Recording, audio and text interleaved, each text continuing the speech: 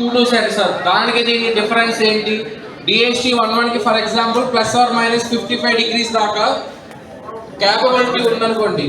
Then you will have DHT22కి వచ్చేపాటికి ఇంకొంచెం ఎక్కువ క్యాపబిలిటీస్ ఉంటాయి.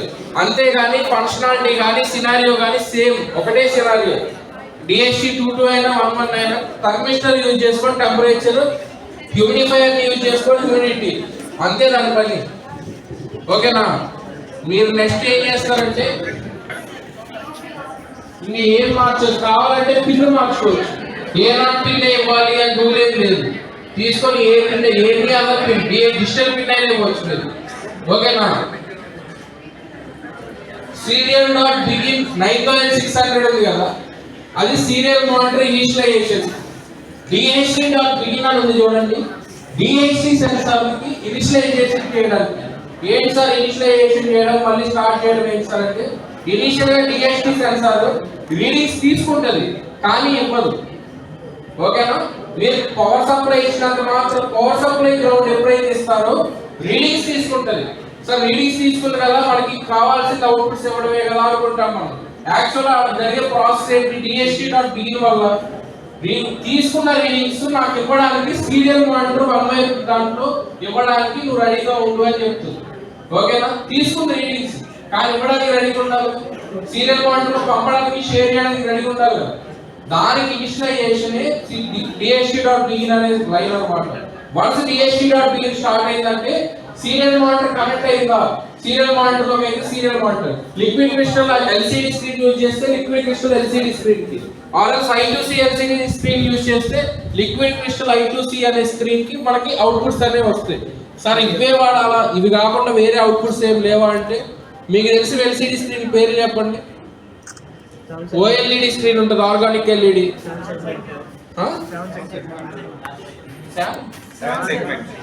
7 సెగ్మెంట్ లో నెంబర్స్ ఎలా చూస్తాం? అవి కాదు, OLED screen, LED screen, sorry P10 LED screen ఉంటుంది. బస్సులో చూస్తే మీరు కనుక బస్సెస్ లో నెంబర్స్ నేమ్స్ స్క్రోల్ అవుతాయి కదా, అది దాని పేరు వచ్చేపాటి P10 బోర్డ్ అనమాట. P10 LED బోర్డ్ అది. ఓకేనా? దాంట్లో యూజ్ చేసేది DHT కాదు, సారీ లిక్విడ్ క్రిస్టల్ కాదు, DMD2 DMD1 అని చెప్పేసి లైబ్రరీస్ ఉంటాయి. ఆ లైబ్రరీస్ యూజ్ చేస్తారు. OLED LCD P10 బోర్డ్ కాకుండా LCD మ్యాట్రిక్స్ ఉంటుంది. LCD మ్యాట్రిక్స్ ఒక క్యూబ్ షేప్ లో ఉంటుంది అనమాట. మీరు ఫంక్షన్స్ లోకి వెళ్తే మాక్సిమం మ్యాట్రిక్స్ LEDs చూస్తున్నారు. ఈ మధ్య మ్యారేజెస్ లో అన్ని వీడియోస్ పెడుతున్నారు. లైక్ మ్యారేజ్ ప్రీ వెడ్డింగ్ కొన్ని డిస్ప్లేలో పెట్టేస్తున్నారు కదా ముందే. ఒకప్పుడు అంటే ఒక ఫ్లవర్ లోటస్ పెట్టేసి లోటస్ లో నుంచి పెళ్లి కూతురు, ఇటు సైడ్ ఏమో బాణాలు పెళ్లి కొడుకు పెట్టేస్తారు. అదే కదా, దాన్ని రెఫరెన్స్ తీసుకొని ఇప్పుడు కాస్త ఏడిపించడానికి సరదా చేస్తున్నారు. కానీ లేదు నాకు అచ్చం మొబైల్ ఫోన్ లాంటి LED స్క్రీన్ కావాలంటే వాటికి కూడా కంపాటబుల్ డివైజెస్ ఉన్నాయి, కంపాటబుల్ డ్రైవర్స్ ఉన్నాయి. మనం కనెక్ట్ చేసి యూజ్ చేయొచ్చుకోవడం అన్నమాట. మీరు ఏదైతే అవుట్పుట్ డివైజెస్ ఇస్తున్నారో దానికి ఖచ్చితంగా ఇవ్వడానికి, రీడింగ్స్ ఇవ్వడానికి మనకు DHT11 అనేది రెడీగా ఉండాలి. దానికోసమే ఇనిషియలైజేషన్ చేస్తాం. ఏ స్టేట్మెంట్ యూజ్ చేసి ఇనిషియలైజేషన్ చేస్తారు? DHT డాట్ బిగిన్ అంతవరకే. సార్ మరి సీరియల్ బిగిన్ లో 9600 పెట్టారు, DHT బిగిన్ లో 600 పెట్టరా, 9600 పెట్టరా, వేరే ఏం పెట్టరా అంటే అలా కాదు. దానికి ఎలాంటి బాడ్ రేట్ అవసరం లేదు. ఎటువంటి బాడ్ రేట్ మనకి సీరియల్ మానిటర్కి, ఓన్లీ సీరియల్ మానిటర్కి అయితే బాడ్ రేట్ అవసరం. ఎందుకు? వస్తున్న డేటా తీసుకోవడానికి. ఎక్కడి నుంచి వస్తుంది? మన కంట్రోలర్ నుంచి సిస్టమ్కి వస్తుంది, సిస్టమ్ నుంచి సీరియల్ మానిటర్కి వస్తుంది. DHT సెన్సార్కి సీరియల్ మానిటర్ పంపుతుందా, కంట్రోలర్ పంపుతుందా? మనకి అవుట్పుట్స్ ఉన్నాయి కదా, సెన్సార్ రీడింగ్స్ కంట్రోలర్కి వస్తుందా, సీరియల్ మానిటర్కి వస్తుందా? ఫస్ట్ ఎక్కడికి వస్తుంది? కంట్రోలర్కే కదా వచ్చేది. కంట్రోలర్కి వస్తుంది కాబట్టి దానికి సీరియల్ బాడ్ రేట్ అనేది నాట్ నెగ్లెక్టబుల్ అనమాట, అవసరం లేదు. And one more is there. Let us say. Okay. In early is what type of battery we are using? Let us say battery. Then in 1990s, which type of battery we are using? Nickel, phosphide. And in motor EVs, which type of battery we are using? Why we are using lithium-ion batteries? Why?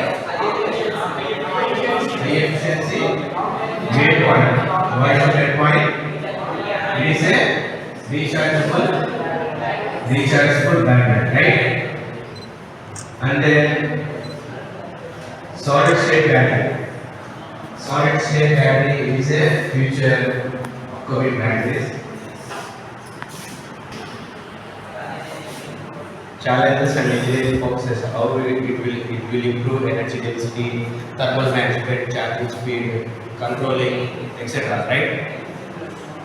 And then battery management system. What is meant by battery management system? It is a study of overview of batteries, working, performance of batteries, how the batteries works, EVs, and how it works in the world and the temperature, right? And then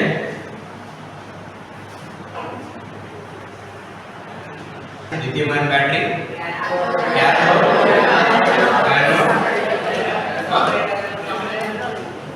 electro, right? Separator. Separator is used to prevent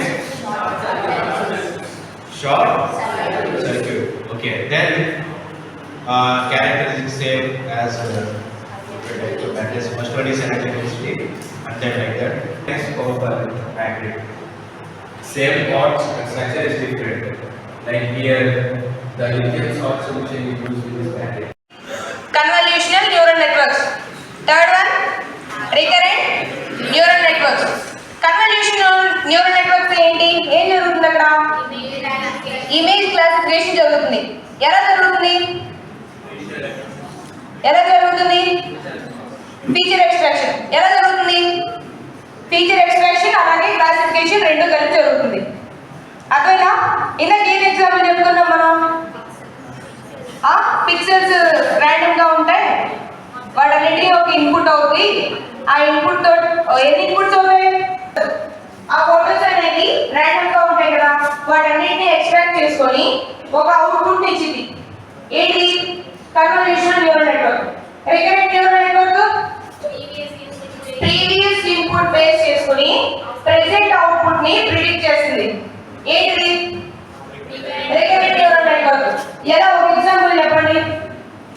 recurrent neural network లో ఏంటంటే మనం ఇందాక ఏ example చెప్పుకుందాం? For example cricket match జరుగుతుంది. ఎలా predict చేస్తాం మనం? Previous గా గేమ్ చేసుకొని దాని యొక్క ఇన్పుట్ ని యూజ్ చేసుకొని మన ప్రెజెంట్ అవుట్పుట్ ని ప్రిడిక్ట్ చేస్తాం. ఏంటిది? Recurrent neural network. Artificial neural network ఏం చెప్తున్నాం? ఆర్టిఫిషియల్ న్యూరల్ నెట్వర్క్ మనం అది అక్కడ చూడండి. రిసీవ్ రా డేటా యొక్క ఫీచర్స్ ని తీసుకుని అది మనకి అవుట్పుట్ ని ప్రిడిక్ట్ చేస్తుంది. ఎగ్జాంపుల్ ఏంటి? ఎగ్జాంపుల్ లేదు అక్కడ. Performs computation and extract patterns ని ఎక్స్ట్రాక్ట్ చేస్తుంది. ఎలా? ఎక్కడి నుంచి ఎక్స్ట్రాక్ట్ చేస్తుంది? రా డేటా యూజ్ చేసుకొని ఎక్స్ట్రాక్ట్ చేస్తుంది. థర్డ్ పాయింట్ ఏంటి? Deep networks contain multiple hidden layers. అమ్మా, ఆర్టిఫిషియల్ న్యూరల్ నెట్వర్క్స్ లో ఎన్ని హిడెన్ లేయర్స్ ఉన్నాయి? మల్టిపుల్ హిడెన్ లేయర్స్ ఉన్నాయి. నార్మల్ గా యాక్టివేషన్ ఫంక్షన్ ఎక్కడ జరుగుతుంది? హిడెన్ లేయర్స్ ఉన్నాయి కదా. కన్వల్యూషన్ న్యూరల్ నెట్వర్క్ కి ఎన్ని హిడెన్ లేయర్స్ ఉన్నాయి? వాటికి కూడా మల్టిపుల్ కదా. ఏ లేయర్స్ నార్మల్ గా డీప్ లెర్నింగ్ లో? Input layers, hidden layers, output layers.